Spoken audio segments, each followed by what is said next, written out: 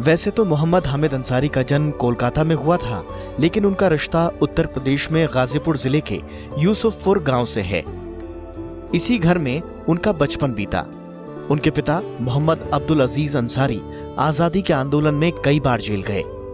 परिवार के अनेक सदस्य स्वाधीनता आंदोलन और देश की राजनीतिक मुख्यधारा से जुड़े रहे। इसी वजह से मोहम्मद हामिद अंसारी को देशभक्ति और राजनीतिक चेतना विरासत में मिली। यूसुफपुर में शुरुआती पढ़ाई के बाद 1949 में वो शिमला के सेंट एडवर्ड स्कूल में पढ़ रहे थे। तब देश आजाद हो चुका था और हर युवक देश के विकास में योगदान देने के लिए आतुर था। 1950 में देश ने अपना संविधान स्वीकार किया। तब मोहम्मद हामिद अंसारी किशोर थे। पढ़ने लिखने और खेलकूद में उनकी समान दिलचस्पी थी। पिता भारतीय बीमा कंपनी में नौकरी में आ गए थे और तबादले के कारण एक बार फिर हामिद अंसारी कोलकाता जा पहुंचे। वहां सेंट जेवियर्स कॉलेज से स्नातक परीक्षा पास की। बाद में अलीगढ़ मुस्लिम विश्वविद्यालय से राजनीतिक विज्ञान में उन्होंने एमए किया।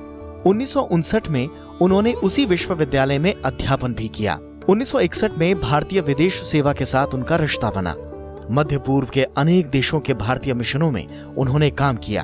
भारतीय राजदूत के तौर पर हर देश में मोहम्मद हामिद अंसारी ने अपनी छाप छोड़ी। 1980 से 1985 तक वो भारत सरकार के प्रोटोकॉल प्रमुख रहे। ऑस्ट्रेलिया में भारत के उच्चायुक्त के तौर पर उनकी पारी को लोग आज भी याद करते हैं। इसके अलावा संयुक्त राष्ट्र में उन्होंने स्थायी प्रतिनिधि के तौर पर अनेक अवसरों पर भारत का पक्ष मजबूती से रखा। लेकिन मोहम्मद हामिद अंसारी की एक चमकदार पारी रही अलीगढ़ मुस्लिम विश्वविद्यालय के कुलपति के तौर पर। हालांकि इससे पहले वो जामिया मिलिया और जेएनयू में भी अध्यापन कर चुके थे।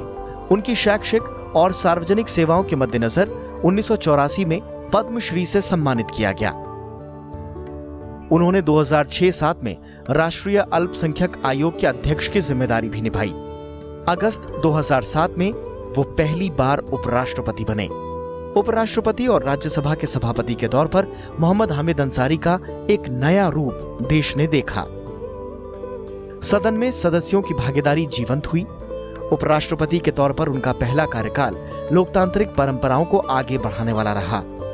संसद से आम आदमी का रिश्ता और मजबूत बनाने के लिए उनके प्रयास हमेशा याद किए जाएंगे। उनकी यात्राओं ने देश का सम्मान बढ़ाया है। विदेशों में भारत की छवि एक आधुनिक सोच के साथ बढ़ते देश की बनी है। उपराष्ट्रपति के तौर पर उनका दूसरा कार्यकाल अगस्त 2012 में शुरू हुआ। वो सर्वपल्ली राधाकृष्णन के बाद ऐसे पहले शख्स हैं जिन्होंने 2 बार उपराष्ट्रपति पद की जिम्मेदारी निभाई।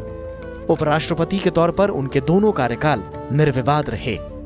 विदेशी दौरों पर भी उन्होंने भारतीय संस्कृति और लोकतांत्रिक परंपराओं के अनोखे पक्ष को मजबूती से रखा।